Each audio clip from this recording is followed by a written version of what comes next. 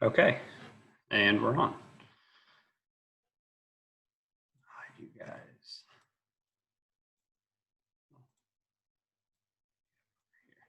Okay, so I just made this quick presentation. I'm going to try and fly through this because I think for you guys it's pretty basic. I just kind of wanted to walk through, the history of Bitcoin, uh, how it all began, and where it's led us to today. But this is really a basic starting point for someone who would know nothing about Bitcoin, about blockchain, about cryptocurrency. So, I think for the ones on the call, this will be basic for you, and hopefully the ones watching the recording can get some benefit from it. So we'll get right into it. So what is Bitcoin? Uh, it's so complex that you can't really put it into a slide. There's the white paper, but even the white paper that's out that Satoshi Nakamoto wrote, it's constantly evolving into something greater than what it began as. So, as basic as I could put it into one slide, I'll call it borderless, trustless, anonymous, and decentralized. So it's a global currency that you can send to anybody in the world. I've got family in South Korea. I could go to a bank and wire them money and, pay a $15 to $30 wire transfer fee. And it's not necessarily going to be instant. It might take a couple days for it to get there. And not only that, but it's going through a centralized hub, which is the bank. With Bitcoin, that person in South Korea could send me their address, their Bitcoin address, and I can send it to them directly. No intermediary. It's a peer-to-peer transaction, and in this case, it's all over the internet. You can send it to somebody you don't know. I've purchased plenty of things online with Bitcoin. I purchased my VPN with Bitcoin. There's more and more people starting to accept it, and I think that's what's going to bring us into a global adoption is when it's easy for someone to go online and pay with Bitcoin or any other cryptocurrency. It's anonymous, which is true and it's not true. It goes through the blockchain, which every transaction can be traced. Anybody can go out and check every transaction that's ever been made on the Bitcoin network. And you can, you can basically track it back to the original source if you're really good at cryptography. I know the FBI has done that before, like with the Silk Road back in like 2013. People were buying and selling drugs on the Silk Road market, and then they started selling weapons. And I wouldn't be surprised if there was human trafficking going on through there. And the FBI was able to go in and trace it back to the source. They shut it down, and as governments get more people who are familiar with cryptography, the more that anonymous piece is going to go away. But there are other cryptocurrencies out there that are still anonymous, say like Monero or Zcash, where the source address is jumbled. So it's kind of like a VPN where, my IP address says I'm in Germany. I could send Monero and it says I'm in Switzerland. And then it's completely decentralized. So there's no, actual, it's not like a bank who manages all these transactions. It's miners all over the world, which, as in the next slide, I brought up Bitmain, who's actually the largest Bitcoin miner in the world. They create a lot of Bitcoin miner hardware. So they're the largest manufacturer of all that. And then any individual who wants to go out and mine Bitcoin, a lot of times you're going to buy their AMP miners that they're manufacturing, which means they're actually one of the, you know, if any cryptocurrency was centralized, or if Bitcoin could be centralized, Bitmain would probably be the closest one who would be the largest holder of that Bitcoin. But what they operate is what's called a mining pool, where, you know, I'm an individual. I want to go out and mine Bitcoin. I buy one of their AMP miners. I could join their mining pool, and I'm using my computing power to mine a block, which is basically a complex algorithm that is confirming transactions on the Bitcoin network, and your reward for that is Bitcoin. So I'll get to it later, but the rewards have been halved, I think 4 times now. I think the reward is 6.25 Bitcoins now per block that is mined. So that 6.25 Bitcoin would be shared amongst everybody in that mining pool. And if you guys have any questions throughout this, feel free to stop me. If anything doesn't make sense, I'm just going to go through this fast. So I just put these guys in here, Tyler and Cameron Winklevoss. They are the original founders of Facebook, and they're also 2 of the top 5 Bitcoin holders in the world. They operate one of the largest global exchanges, Gemini. So these are 2 guys who are, at the forefront of spurring global adoption. And it's kind of cool, you see their story of, kind of getting their idea of Facebook taken by Mark Zuckerberg, and, they're actually moving into something that in my mind is going to be much greater than Facebook. So when did Bitcoin start? Satoshi Nakamoto, he wrote the original white paper. He created the Bitcoin network, and he mined what's called the Genesis block. And in that block, there was a phrase that said, it's quoting the Times article from January 3rd, 2009, that the chancellor is on the brink of second bailout for banks. So basically what happened was these banks had failed. They gave out all these very, shady loans to people who couldn't pay them back. And, they had all these receivables on their books that the governments then went in. In this case, it was the European chancellor, and they bailed those banks out and basically wrote off all their receivables and made them whole. And then the people suffered. So one of the slogans for Bitcoin is Vires and Numerous, which means there is strength in numbers. So right now, the total wealth of the world is, 99% of it is owned by probably 0.1% of the population. So to me, that means there's 99.9% of the population who could easily rise up against that 0.1%, and they don't have to do it in physical or physical means. You can do it by shorting the bank and longing Bitcoin. So this is, some quotes I just kind of came up along the way. How much fiat currency can the governments print before the people realize paper is virtually worthless? Because people call Bitcoin magical internet money.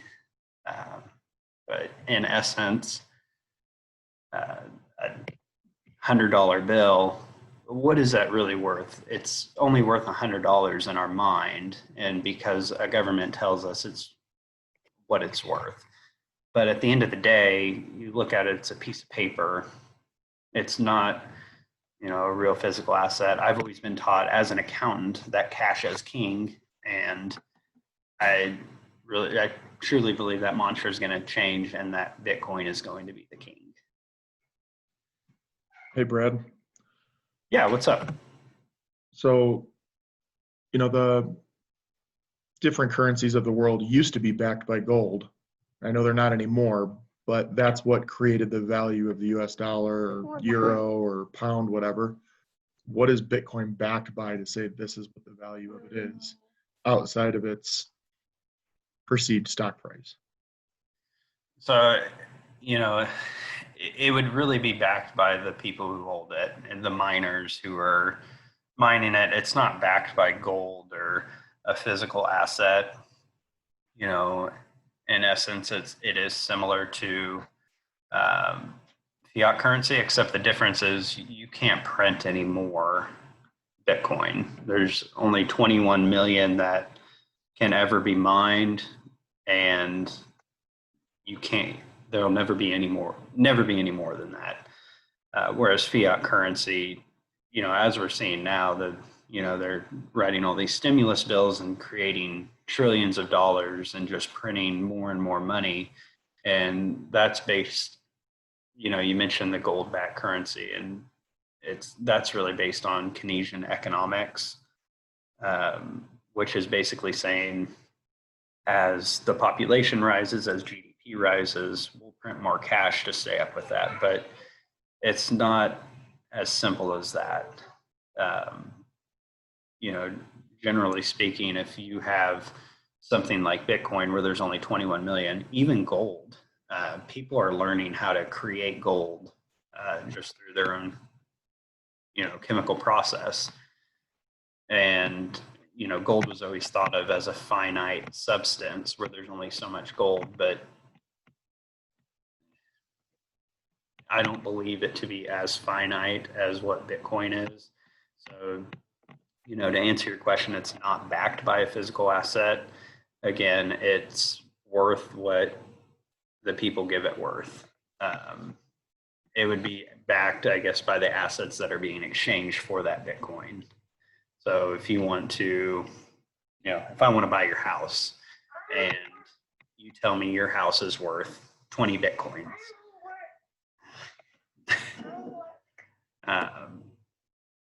you know, between you and me, that house would be worth 20 Bitcoins. And I think I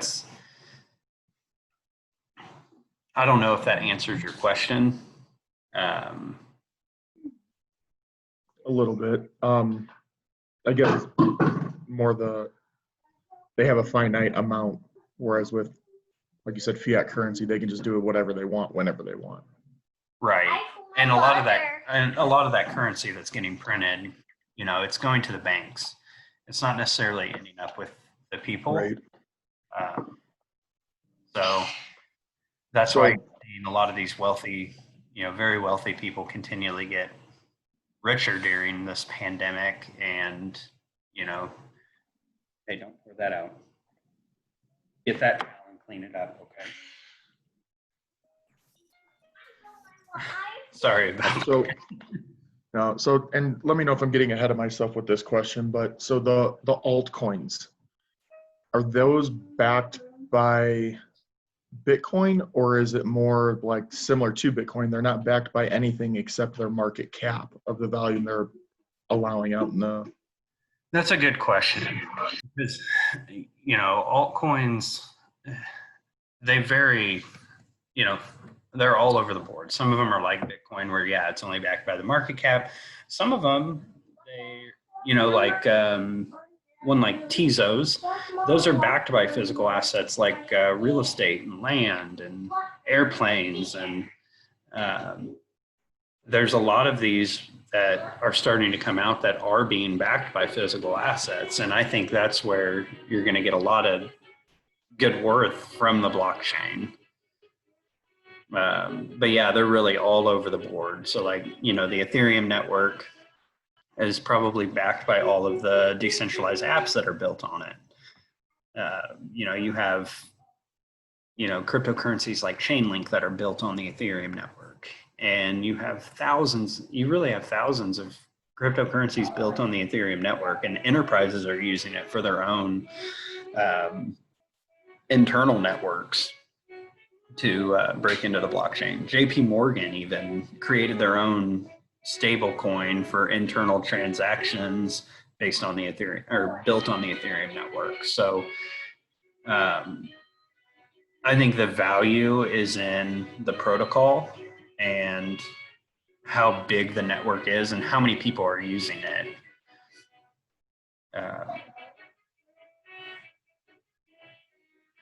I, I mean, at least for the scope of this presentation, I didn't quite get into altcoins too much just because I think for anybody jumping into it, you know, I would say Bitcoin or Ethereum are probably the two I would recommend to buy because those are it's going to be the more conservative route. They're not going to gain as much, but they're not going to lose as much as some of the altcoins could because at the end of the day, I don't think there's going to be thousands of cryptocurrencies 10 years from now. I think there's going to be, you know, probably 10 to 20 that really dominate the entire market. And a lot of them will go to zero and, you know, not be worth anything. Right now, it's just all speculation on which ones those will be. Uh, so, I got a follow-up question here. yeah, go for it. So I think what drives the price of the Bitcoin like up and down is the kind of the encouraging aspect of like going out and mining the Bitcoin. What do you think would happen once the 21st millionth or the 21 millionth coin is mined? Is it going to drive the price down? The excitement's over with it. Is it going to stabilize, or what do you think? So that to answer your question, that won't happen for about 150 years. And when that does happen, there's already a plan in place that people who are still mining the network and keeping the network running, they'll basically be paid in the form of transaction fees.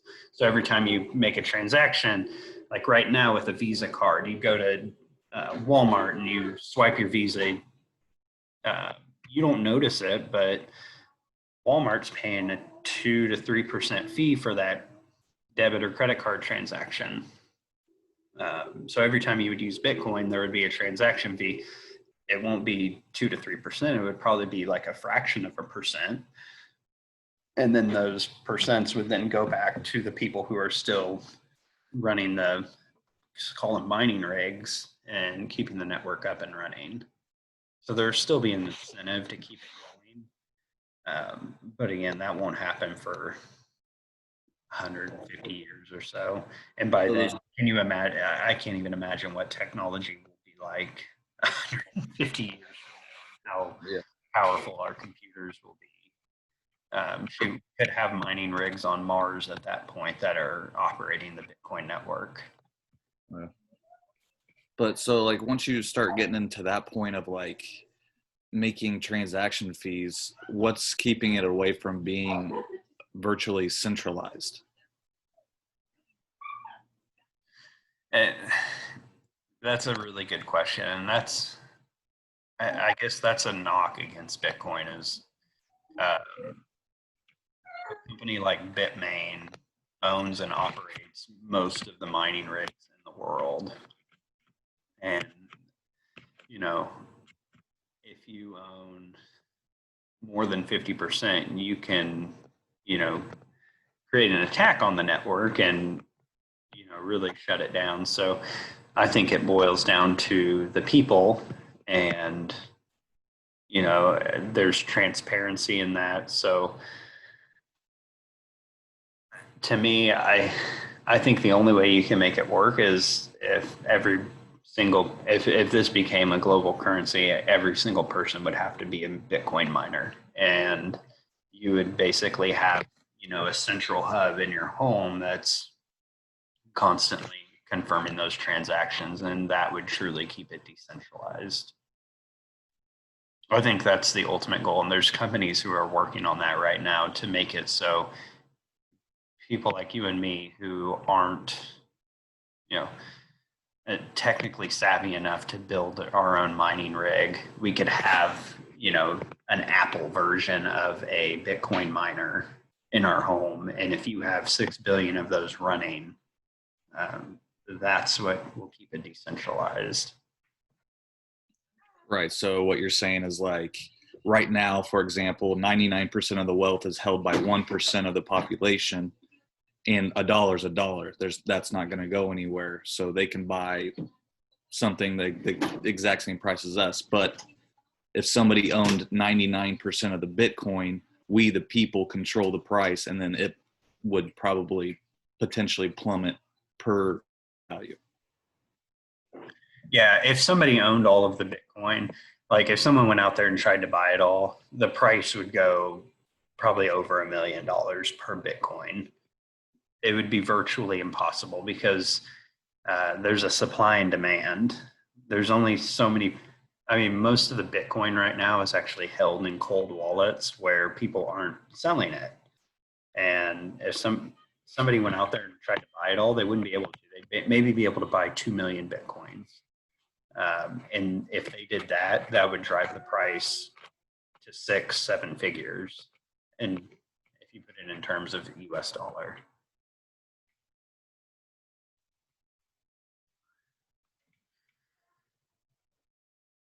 Does that make sense? Yeah. Okay. I'll keep moving through this because I want to get into just a quick tutorial on Coinbase. So, how many people currently own Bitcoin? This is a statistic I found online. Only 6.2% people in the U.S. own Bitcoin. That was as of November 2019. So that number could be much higher. I believe it to be much higher right now.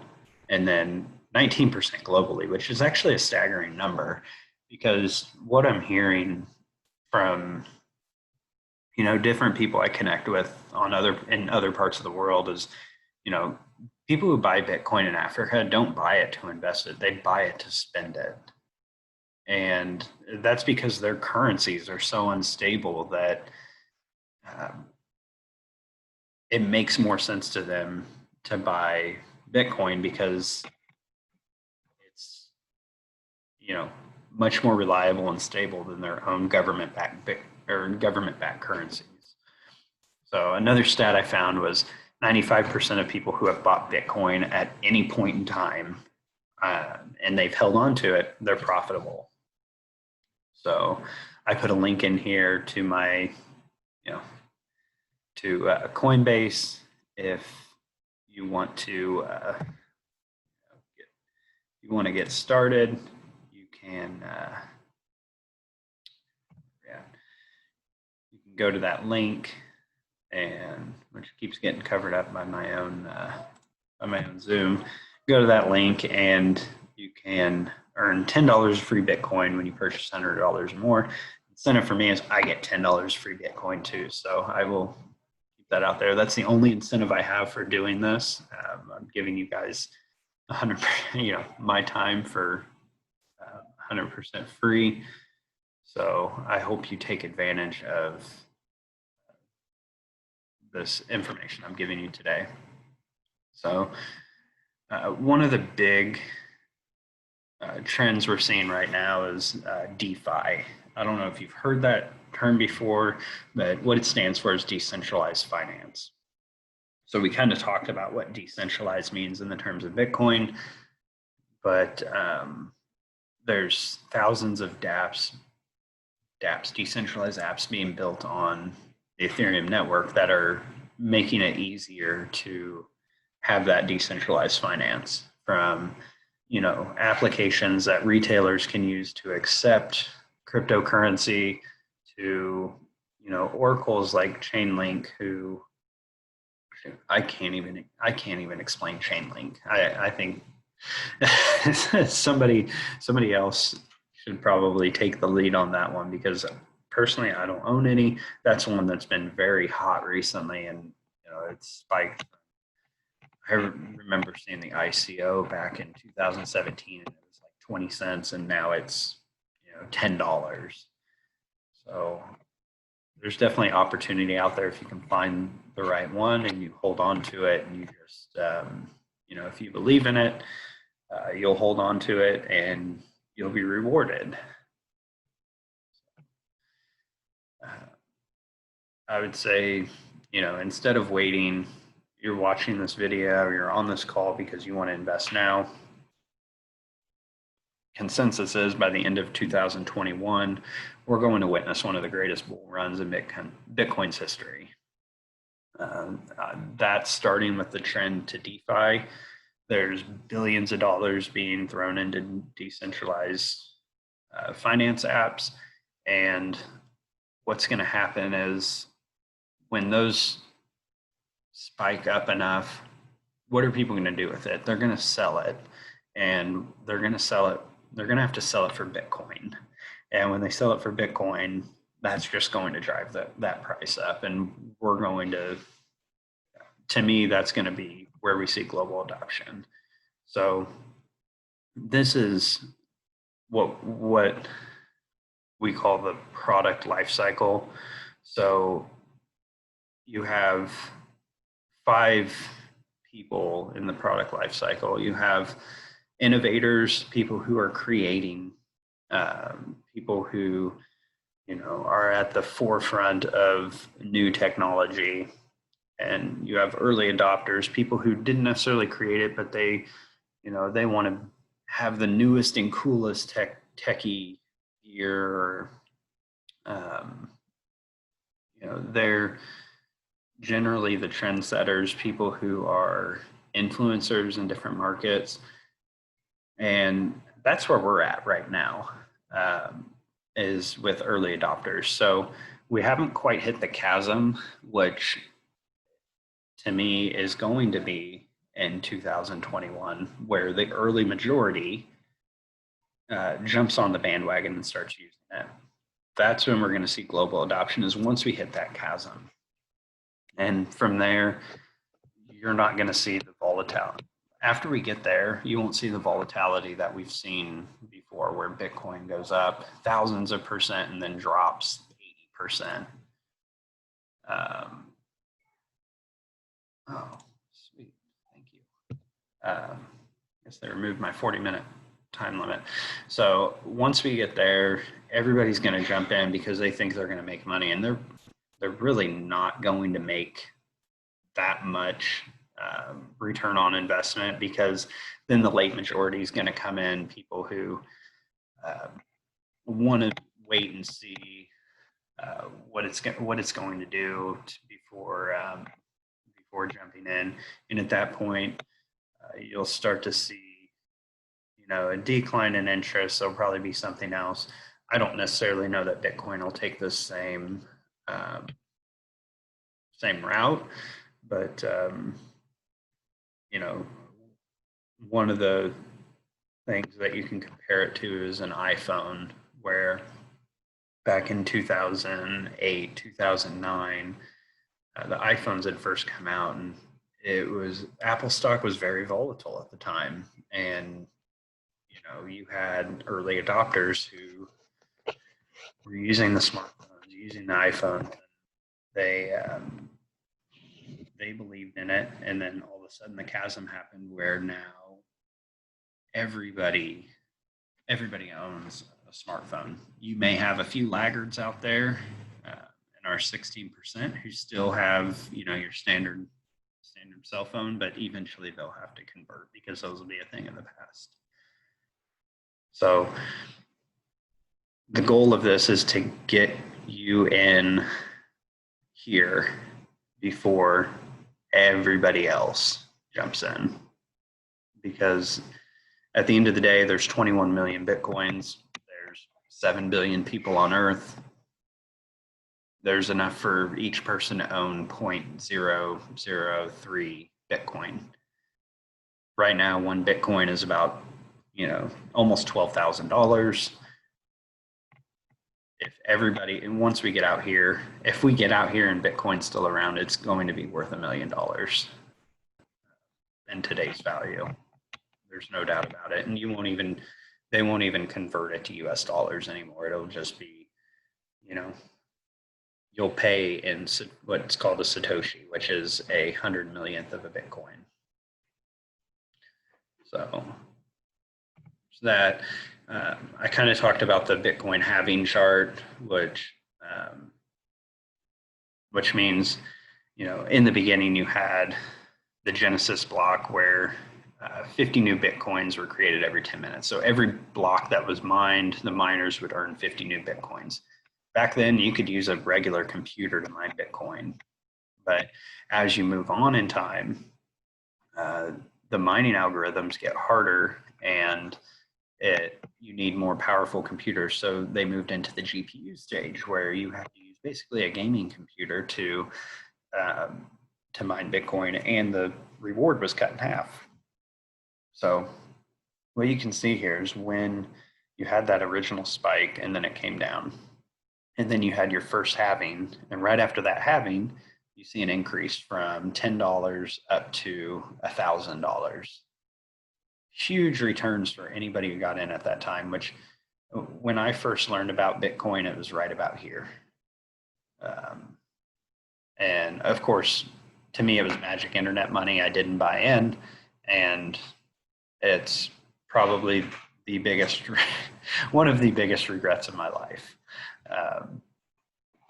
If I had bought in there, held on to here, we'd be good. So every line right here is a halving. So we moved from 25 to 12.5 Bitcoins. This was the last bull run we had where we went from just under $1,000 Bitcoin up to 20,000. And that was a matter of, it took about 2 years for that to happen. So after it hit that peak, we started seeing a bear market where we dropped down, and then we came back up again. This chart here is actually, it was made before the halving. We've actually crossed this point now.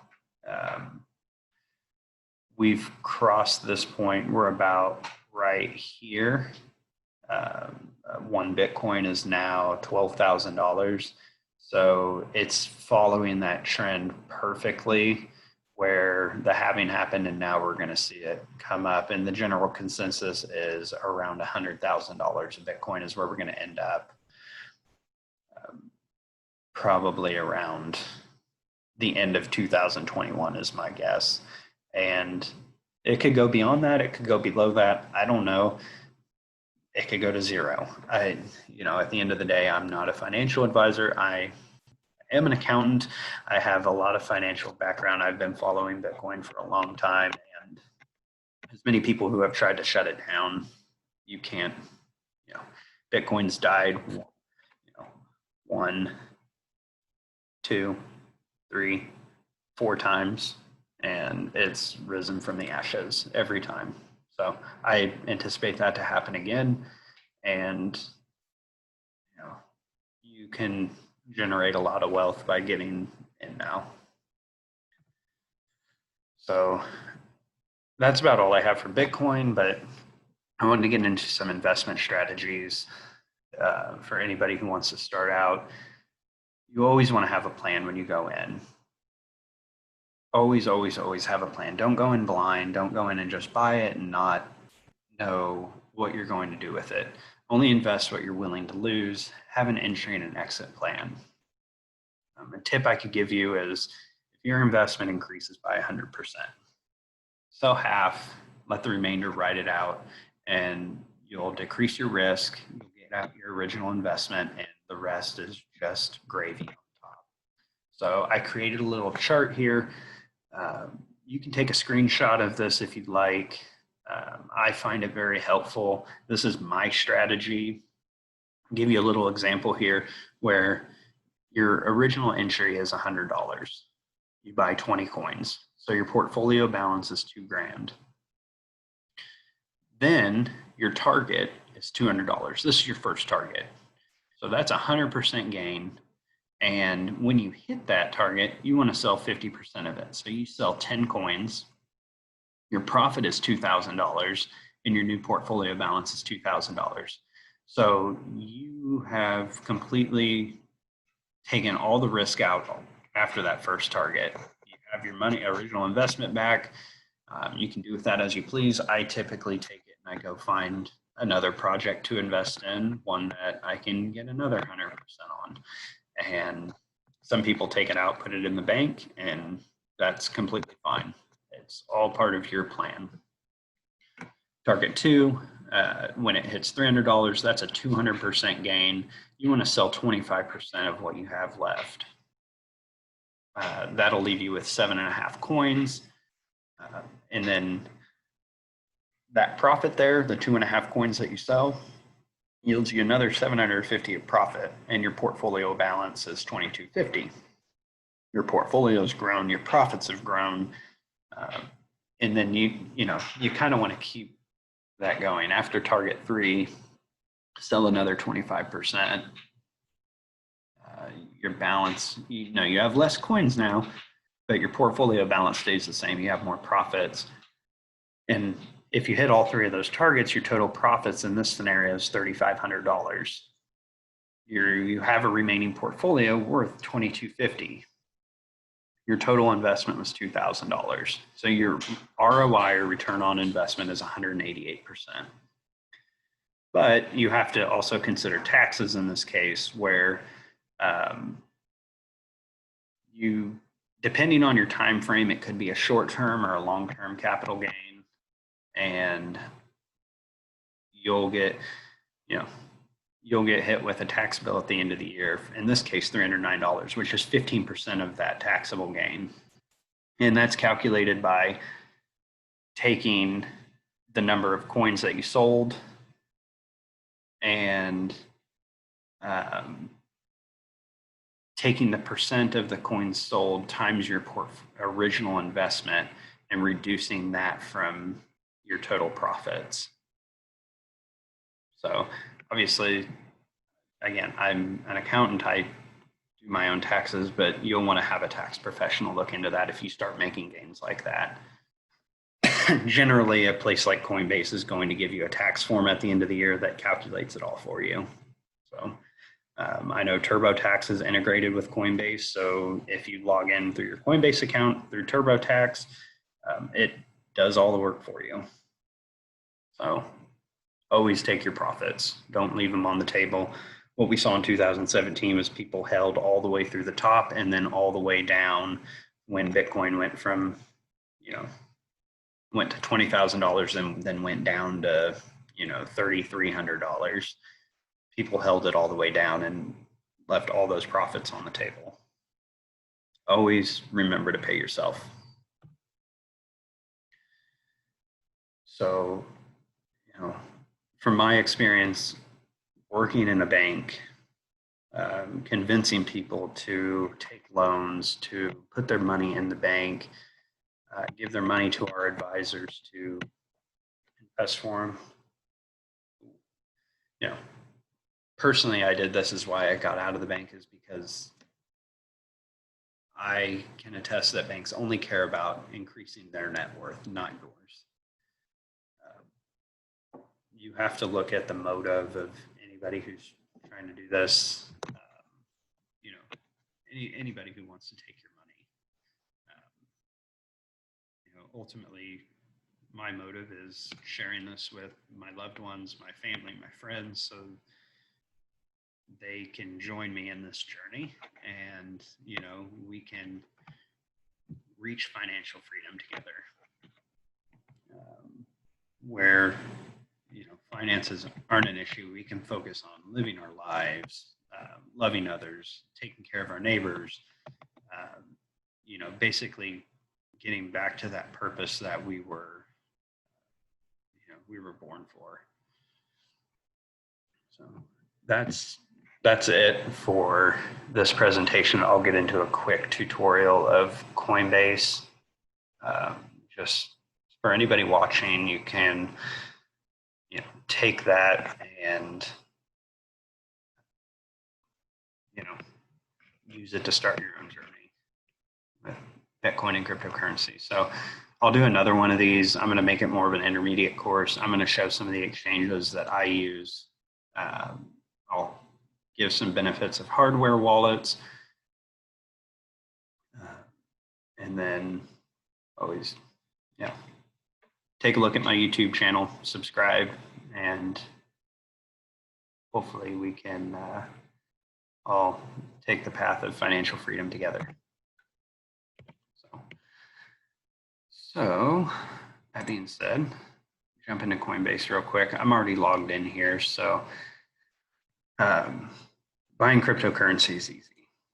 Create a Coinbase account, come down, I've got my watch list here where I'm watching, a bunch of different coins that some of them aren't even on Coinbase, but out.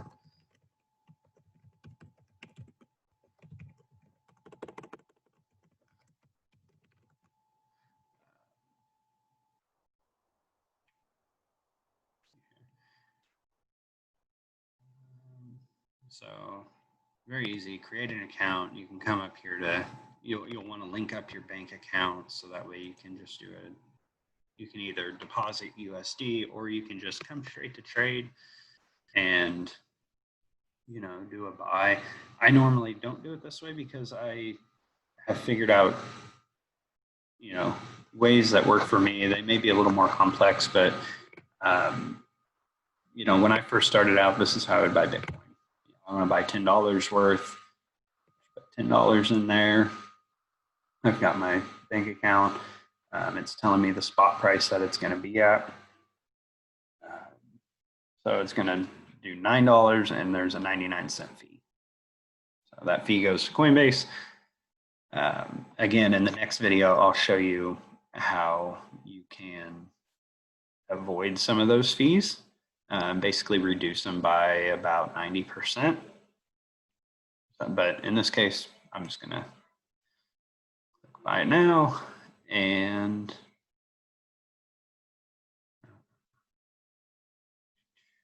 it purchased 0.000766156 of a Bitcoin. So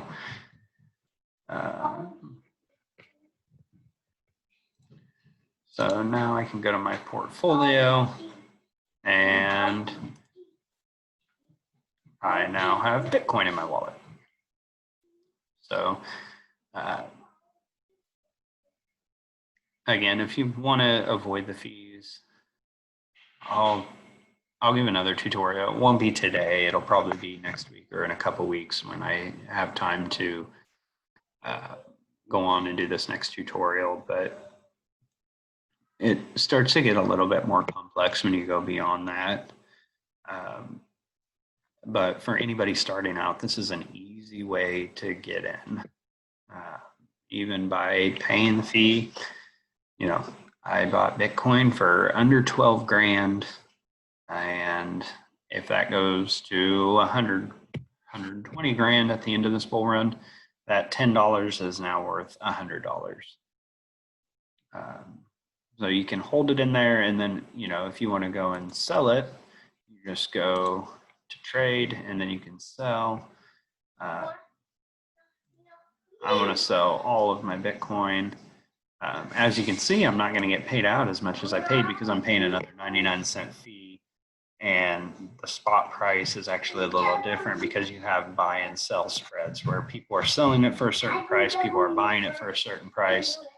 You're always going to buy it for a higher price, sell it for a lower price. That's generally why there's the mantra of hold, which is spelled HODL, hold on for dear life, because although it may go down in price, you have a 95% chance of turning that into a profit based on historical factors. So the two I would recommend for any beginner are these two, Bitcoin and Ethereum. To me, they have the two highest chances of success. It shows their market cap. If you want to learn more about them, you can go to a place called there's CoinGecko, and there's also CoinMarketCap. I tend to use CoinGecko. I think the interface is pretty cool. It shows all the different cryptocurrencies from the highest market cap down to the lowest, which come down here. Some of them are, go to page 59. We'll see how low some of them are. They probably don't even have market caps because they're so small. Is the market cap what is available right now, or? That's the price times the total number of coins that are circulating. Sure. So we'll go into Bitcoin here. There's a lot of cool resources in here, so always recommend to do your own research, and definitely reach out if you have any questions. So Bitcoin, there's 18.4 million Bitcoins circulating, and then that times the current price of 11,760 gets us to a total market cap of 217 billion. And then it gives you your total trading volume, the daily trading volume. Yeah, you can look at historical charts. You want to look at the lifetime Bitcoin chart. This was a very exhilarating time to be in. And then, this was a very depressing time to be in. And then last year we saw another spike up, and then it's just been kind of steady up until now. And then, the consensus is we may have another dip down to around 10 grand, but I think if you have a long-term plan in mind, you'll be successful even if you get in right now. So I think there's info on here you can go to. There's the Bitcoin halving countdown. This one's kind of cool. I think the next one will be in like 4 years. So almost 1,400 days to go. That's all I have for now. Do you guys have any questions before I stop recording? I don't. Hey, Brad, probably kind of related to this presentation, but not. I tried to get on KuCoin this morning. Is KuCoin like Binance? You have to get in a VPN out of country? Yeah. See, I'm currently in Germany right now. Okay. Is there any site that you can trade some of these altcoins without having to get on a VPN out of country? Because Coinbase Pro is the only thing that I can trade on right now. I tried on Binance and it's blocking me. Yeah. Michael looked at it Thursday and he couldn't figure it out either. Yeah, I know there's Binance US. There's a few more than Coinbase Pro, but there's not as many as KuCoin or Binance.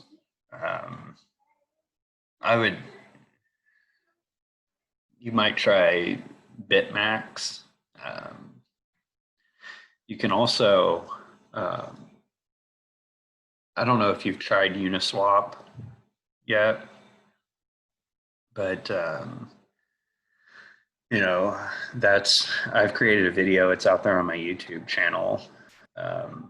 Just a quick tutorial on how to use Uniswap. That's basically just ERC20 tokens. So that's where I bought coins such as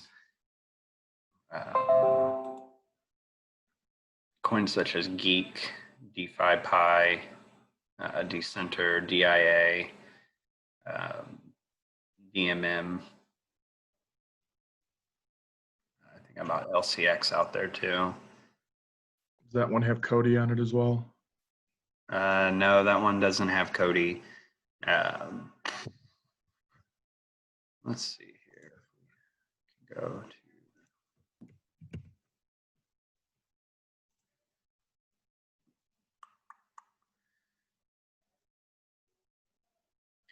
I'm going to go ahead and stop this recording. I don't know that this would be